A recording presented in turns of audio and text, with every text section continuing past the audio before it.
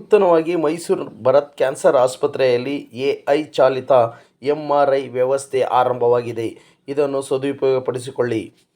ಧೂಮಪಾನಿಗಳಿಗೆ ಹಾಗೂ ಗುಟ್ಕಾ ಮೊದಲಾದ ಅಭ್ಯಾಸ ಇರುವಂಥವರು ಮುಂದಿನ 4 ಭಾನುವಾರಗಳಿಂದ ಉಚಿತವಾಗಿ ಎಂಆರ್ಐ ಸ್ಕ್ಯಾನ್ ಮತ್ತು ರಕ್ತದ ತಪಾಸಣೆಯನ್ನು ಮಾಡಲಾಗುವುದು.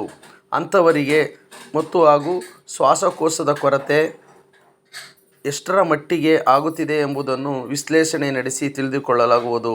ಧೂಮಪಾನ ಮುಕ್ತ ಮೈಸೂರು ನಿರ್ಮಾಣಕ್ಕಾಗಿ ನಮ್ಮಿಂದ ಕೊಡುಗೆ ನೀಡುವ ಭಾಗವಾಗಿದೆ ಈ ಕಾರ್ಯಕ್ರಮವನ್ನು ಹಮ್ಮಿಕೊಳ್ಳಲಾಗಿದೆ ಎಂದು ಡಾಕ್ಟರ್ ಅಜಯ್ ಕುಮಾರ್ ಅಧ್ಯಕ್ಷರು BHIO ತಿಳಿಸಿದರು. Orthopedic is very friendly, machine friendly, no problem. Trial out of it and see over.